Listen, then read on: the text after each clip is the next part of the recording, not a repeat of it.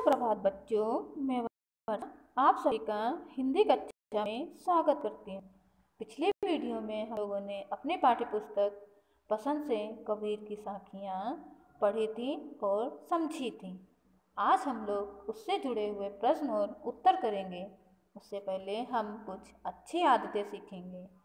पैसे का संचय करना हमारी अच्छी आदतों में से एक महत्वपूर्ण आदत है, क्योंकि हमें पता नहीं होता है कि हमारे भविष्य में पैसों की ज़रूरत कब लग जाए। इसीलिए हमें पैसों का संचय करते रहना चाहिए जो है। आइए अब हम लोग अध्याय शुरू करते हैं। हमारा पहला प्रश्न है पाठ से, तलवार का महत्व होता है, म्यान का नहीं।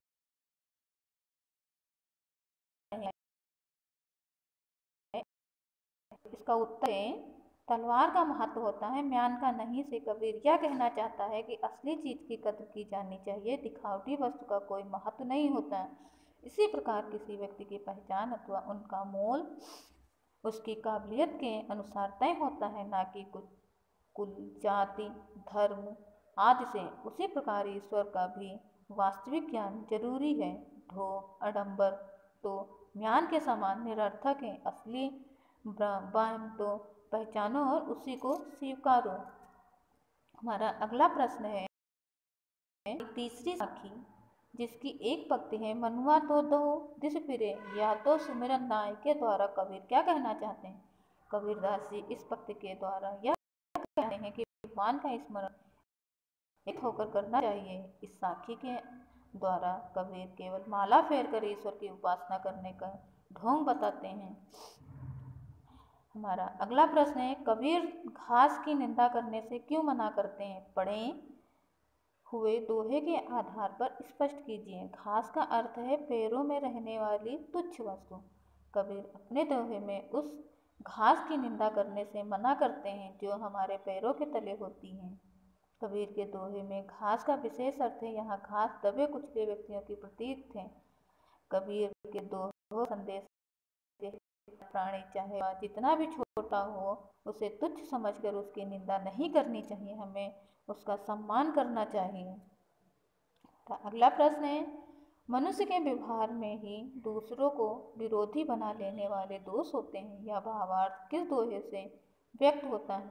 जग में वेरी कोई नहीं, जो मन शीतल होए, या आपा को डार दे, दया करे सब होए।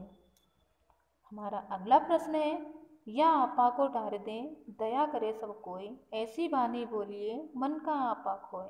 इन दोनों पंक्तियों में आपा को छोड़ देने या खो देने की बात की गई है। आपा किस अर्थ से प्रयुक्त हुआ है? क्या आपा स्वार्थ के निकट का अर्थ देता है या घमंड का?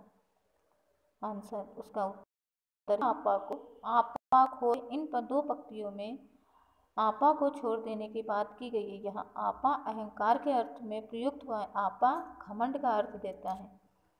अब हमारा अगला प्रश्न है पाठ से आगे, आपके विचार में आया आपा और आत्मविश्वास में तथा आपा और उत्साह में क्या कोई अंतर हो सकता है? स्पष्ट करें। आपा और आत्मविश्वास में तथा आपा और उत्साह में अंतर हो सकता है। आपा और आत्मविश्वास, आपा का अर्थ है अहंकार, जबकि आत्मविश्वास का अर्थ है अपने ऊपर विश्वास। आपा और उत्साह, आपा का अर्थ है अहंकार, जबकि उत्साह का अर्थ है किसी काम को करने का जोश। हमारा अगला प्रश्न है, सभी मनुष्य एक ही प्रकार से देखते सुनते हैं पर एक समान विचार नहीं रखते हैं।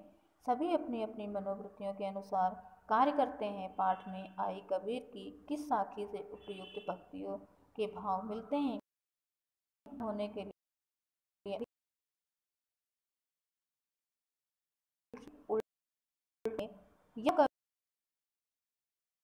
की एक मनुष्य के एक समान होने के लिए सबकी सोचा एक समान होना आवश्यक है। हमारा अगला प्रश्न है, कबीर के दोहों को साखी क्यों कहा जाता है?